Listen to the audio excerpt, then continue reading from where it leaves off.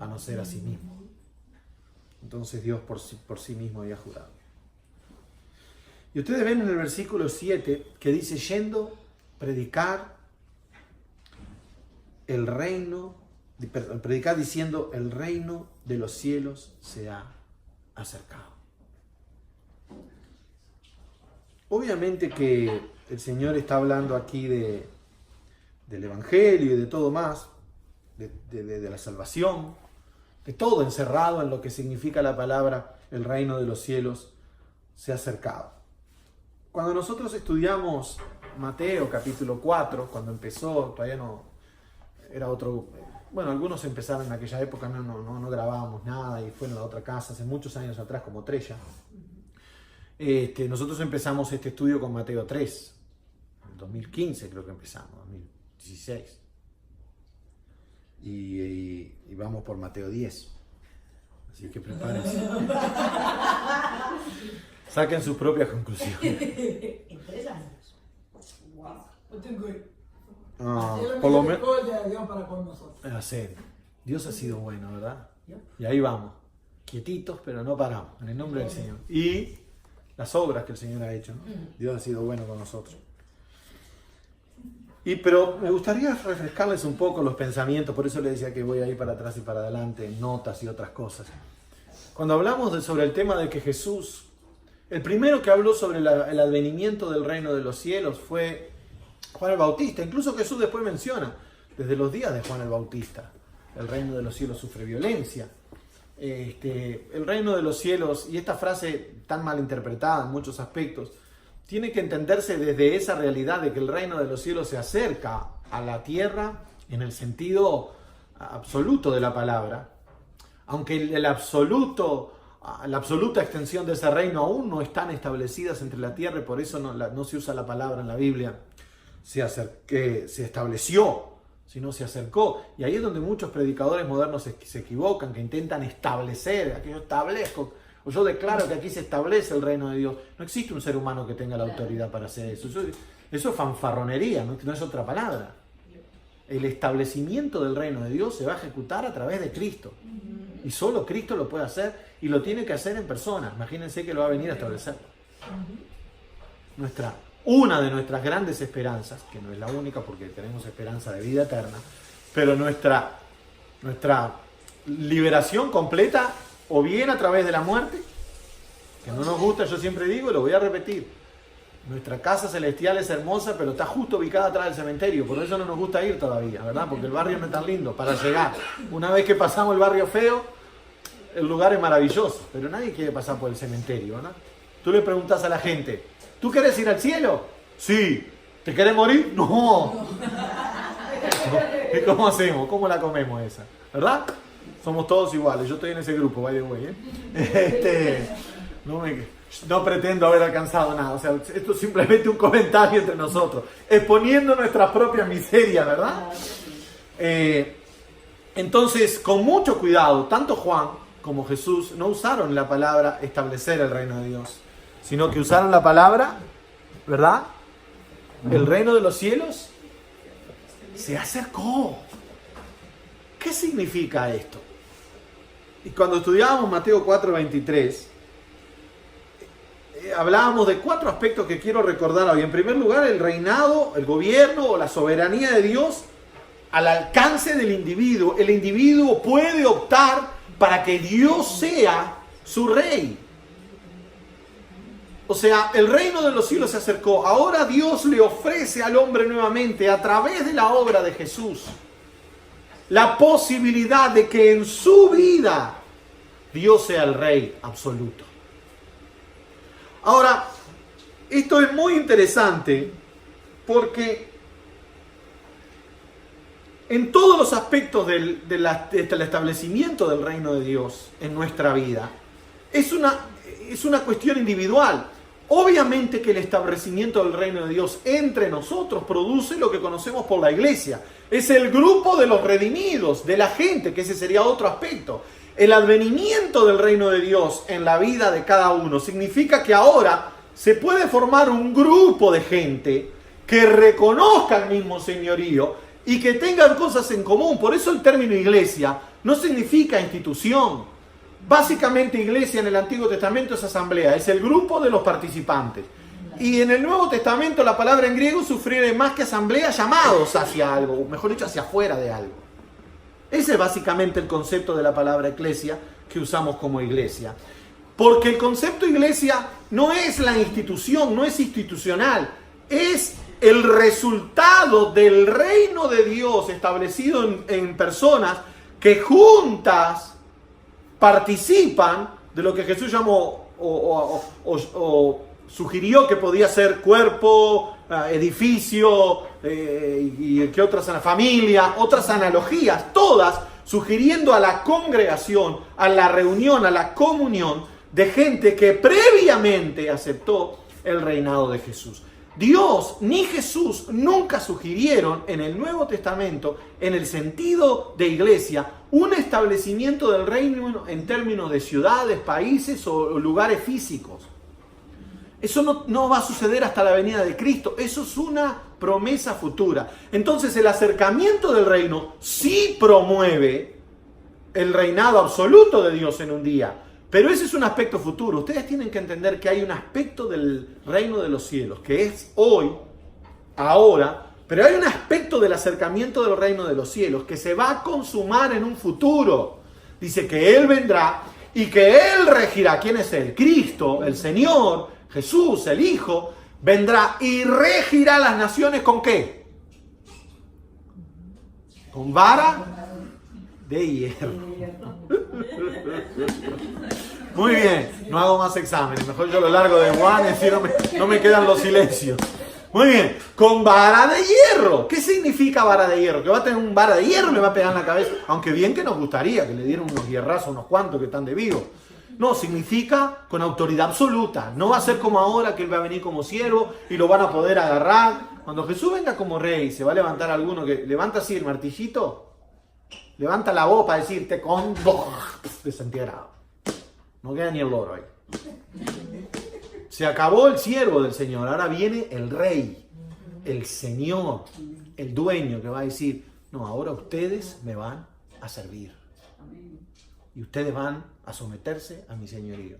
Y no me voy a meter en la escatología del milenio, pero esto no es el cielo, este es el reinado de Jesús aquí, señores. Pero bueno, ya llegaremos un día que le vamos a meter esos temas que a ustedes ya se les iluminan los ojitos. Esas cosas sí que les encantan. Tiene que ver con la completa salvación. El reino de los cielos te permite, y por eso leía unos minutos anteriormente el concepto de que es un traspaso. Ese pasaje que acababa de leer, vamos a leerlo de nuevo. Alguien que busque ahí Hechos 26. Lo voy a buscar acá también, a ver si yo lo agarro antes. Creo que yo voy a llegar antes porque esto va a ser más fácil. Allí en Hechos 26, cuando Pablo relata su conversión y le dice, para que abra sus ojos, versículo 18 de Hechos 26, para que se conviertan de las tinieblas a la luz y de la potestad de Satanás a Dios. ¿Se dan cuenta de lo que está pasando aquí? Es una transferencia completa de reino. Aunque Satanás no es rey de nada, pero él es un usurpador, él es un... Voy a usar nombres propios porque...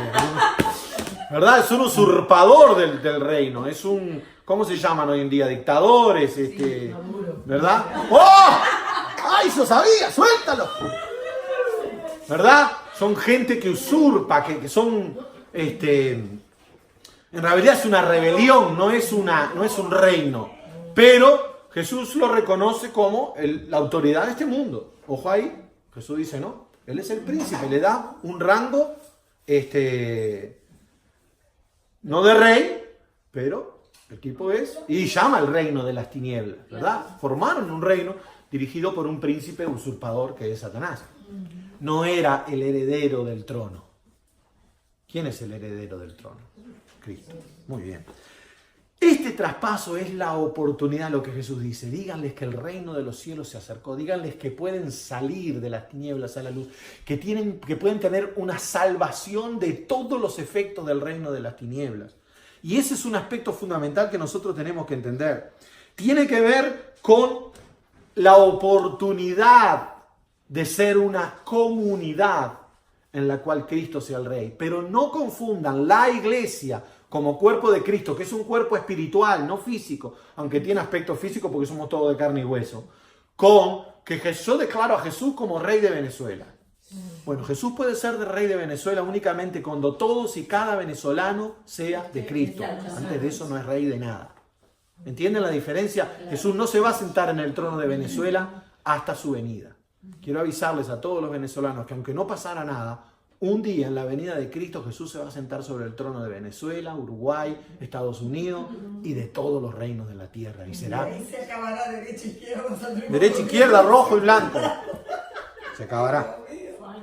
Pero por último, el concepto, y ahí es donde entra el aspecto futuro. El reino de Dios se mete en el universo conocido para transformarlo en un universo redimido. Llegará un día que no solo la tierra, sino todos los aspectos de la creación que envuelven. Ustedes saben que la creación gime y nosotros pensamos en árboles y todo, pero es el propio universo. Incluso los científicos han llegado a la conclusión de que hay un efecto rebote en el universo, que primero se juntó todo, mejor dicho, se expandió todo y que eso se está juntando. Lo estoy diciendo yo en términos más crudo, que no tiene ningún sentido para un científico, pero de la manera que yo lo entiendo se los explico, que va a llegar a un punto que el universo se va a reventar en sí mismo, que el universo obviamente va a pasar no sé cuántos miles de años, pero que el universo conocido va a desaparecer. La creación entera gime, dice el escritor, creo que Romanos, ¿verdad? Esperando la liberación de los hijos de Dios. Entonces, ¿qué entendemos por esto? Que hay un acercamiento del reino de los cielos al mundo físico. Cuando me refiero al mundo, voy a usar otra palabra, al universo físico, con un dominio completo. Ahí es donde yo entiendo que la iglesia se mareó y quiere obligar a Dios a actuar, traer lo futuro para lo presente. Entonces, ahí vamos a ser reyes y sacerdotes. No, pero si la Biblia dice que soy rey y sacerdote, yo ahora quiero que todos los hermanos de la iglesia me sirvan. Pero ellos también son reyes y sacerdotes, papá. Entonces, ¿cómo lo hacemos? Si cada uno se sienta que lo sirvan, no hay siervos. ¿Quién es el único rey verdadero? Cristo. ¿Cómo recibió Cristo a los discípulos en el aposento alto? ¿Cómo los recibió? ¿Qué hizo concretamente? ¡Exacto! Se puso a los pies de sus propios siervos. Eso, lo que yo hice con ustedes, después le dice, ¿qué tienen que hacer? Háganlo ustedes unos con los otros. Esa es la iglesia. Y no dijo, menos el pastor al que todos le van a tener que lavar los piecitos. Nunca en la Biblia hay una referencia de que el pastor, el sacerdote, rey, declara, profetizo. Esos son todos, discúlpenme los que me miran, pavadas. Así mismo se lo digo, no bíblicas. El día que ustedes me vean hacer algo así, salgan corriendo de esta casa y no vengan más. No vengan más, se los doy yo la autoridad. Además, pongan un cartel, que nadie entre. Y si yo lo saco de día, ustedes lo ponen de noche. Te amarramos. Me amarran, me declaran y todo lo demás. No tenemos ni que ir. Exacto. Entonces, ¿qué pasa?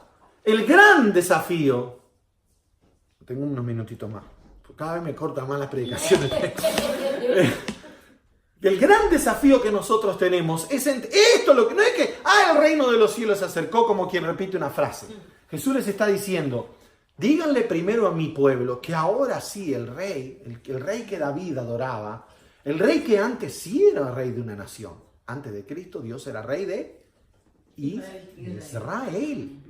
Pero Israel se apartó. Y el modelo original no era que Israel fue el ayo, el medio. El ayo es la nodriza, es la que cuida, ¿verdad? Fue el medio por el cual Dios trajo la promesa, la verdadera promesa a Abraham. Nunca fue, en tu simiente será bendita tu nación. En tu simiente serán benditas todas las naciones. Y usó otra frase. No eran ni naciones, eran las... ¿Cuál es la palabra? Dios mío. Las familias de la tierra, lo leímos el domingo pasado. Cucurucho.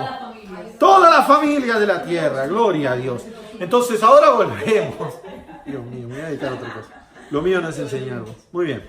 Entonces ahora volviendo a nuestro pasaje que estamos en cuestión. Esto es lo que Jesús habla aquí en el versículo 6, no, el versículo, estamos 7, ¿verdad?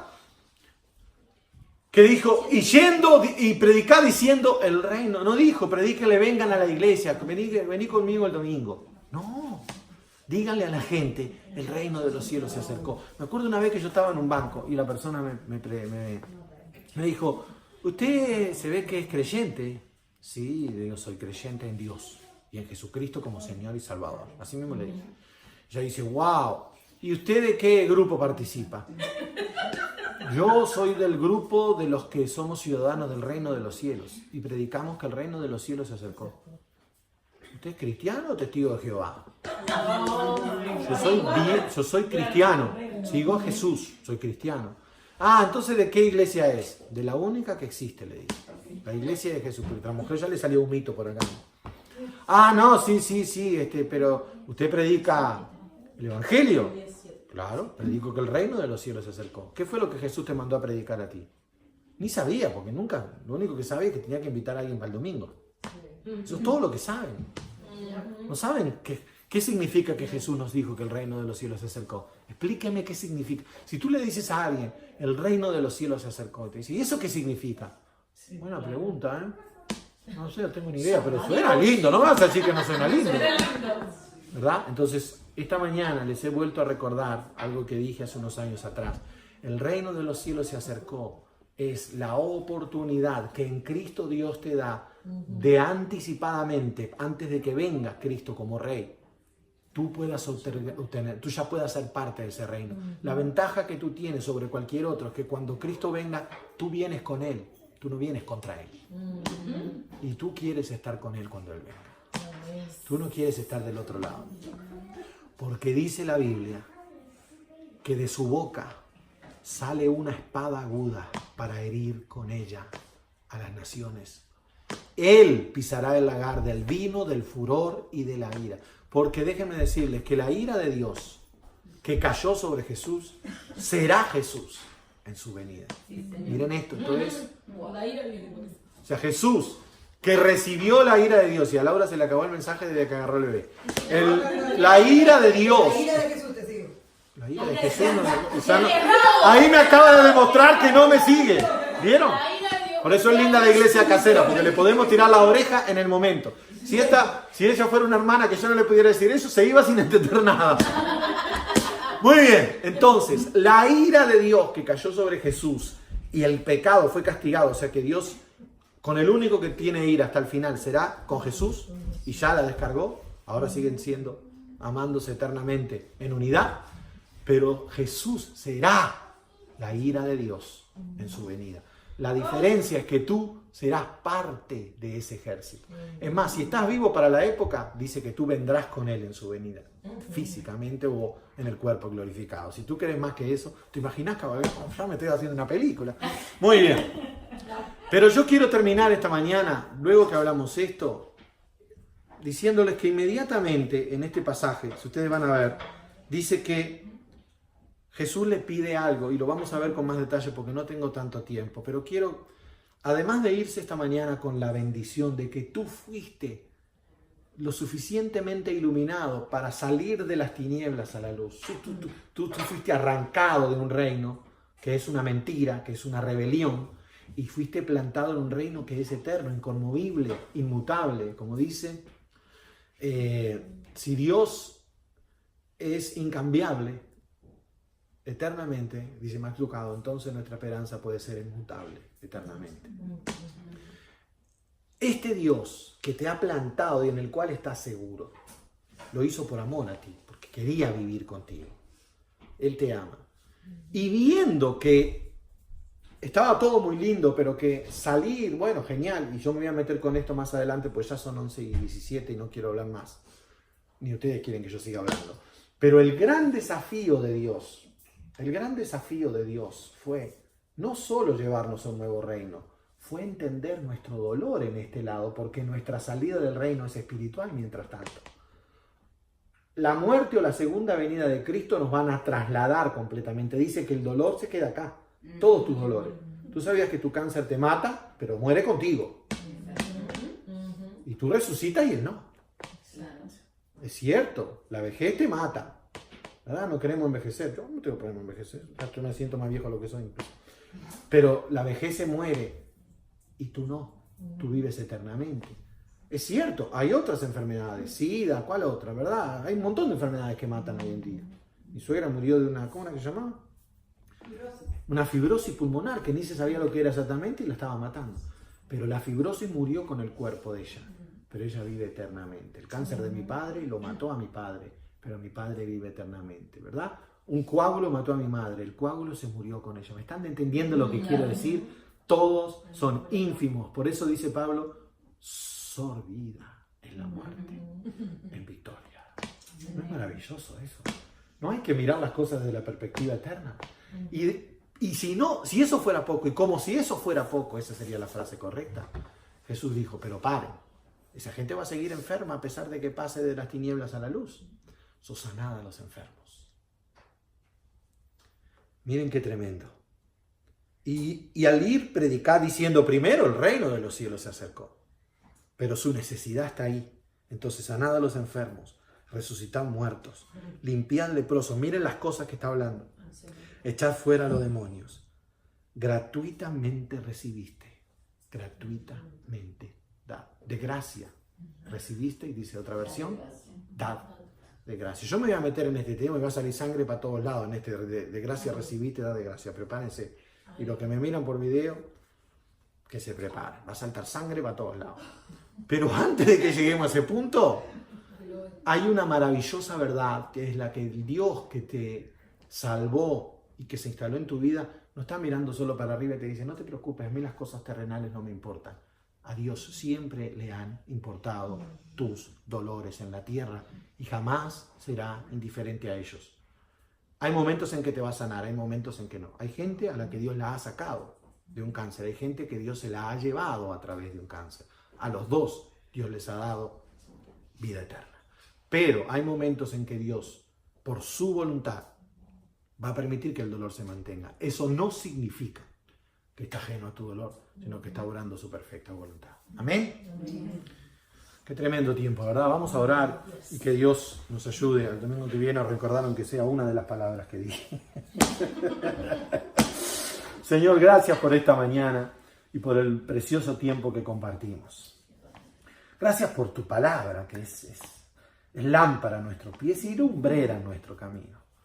Yo quiero pedirte que nos ayudes a atesorarla en nuestro corazón para no pecar contra ti. Pero por sobre todas las cosas, que esta administración que tú nos has dado esta mañana, de que tú eres el Dios de la sanidad, pero también de la enfermedad, eres el Dios de las dos situaciones. Y en las dos situaciones estás obrando tu perfecta voluntad en nuestras vidas. Yo oro en esta mañana para que la verdad absoluta y gloriosa de que el reino se acercó a nuestra vida sea disfrutable en cada momento, aún en los momentos de dolor. Cuando veamos esas sentencias, ya sea de enfermedades o de cosas económicas o de cosas legales, que nosotros podamos decir sí, pero mi espíritu, mi ser eterno, no está sujeto a ninguna de esas cosas. Yo soy mucho más que eso. Todas esas cosas mueren con mi cuerpo, pero no resucitarán en el día postrero. Bendito sea tu nombre. Por eso yo en esta mañana quiero pedirte que nos ministres esa esperanza y que podamos estar en paz. Gracias por este tiempo en el nombre de Jesús. Amén. Amén.